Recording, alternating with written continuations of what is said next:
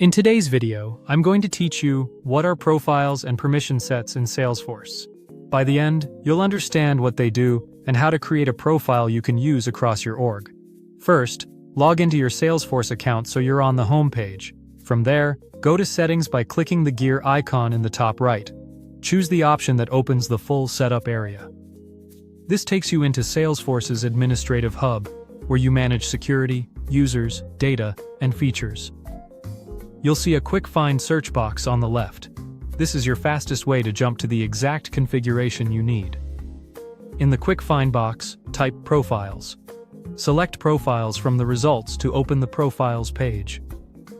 Here, you'll see a list of standard profiles that ship with Salesforce and any custom ones your organization has created. Profiles define baseline access, things like which apps and tabs a user can see, which objects they can read, create, edit, or delete, and key system permissions, such as exporting data or managing users. Click New to create a profile. Salesforce will ask you to start from an existing profile, which is called cloning. Choose System Administrator as the existing profile to clone. Cloning copies all of the settings from that profile as a starting point. The System Administrator profile includes the broadest level of access and is helpful for demonstration or for creating an admin-like profile you'll later tailor. In real-world scenarios, always follow the principle of least privilege. Start broad only if you plan to remove powerful permissions you don't need. Next, type a profile name. Use a clear naming convention so others immediately understand who it's for, such as Sales Ops Admin, NA, or Support Read Only. If you see a description field, use it to note the purpose and scope. Then click Save.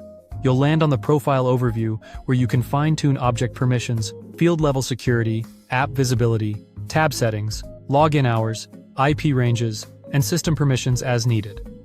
Now, how do profiles and permission sets come together when you set up a new user? Every user must have exactly one profile. That profile is their baseline access, the minimum they carry at all times. Permission sets are optional add-ons you assign on top of that baseline to expand access without changing the user's profile. For example, give a salesperson temporary access to a beta feature by adding a permission set, then remove it later without touching their core profile. You can assign multiple permission sets to the same user and even bundle them into permission set groups for easier management. That's it for this walkthrough. If this was helpful, subscribe for more.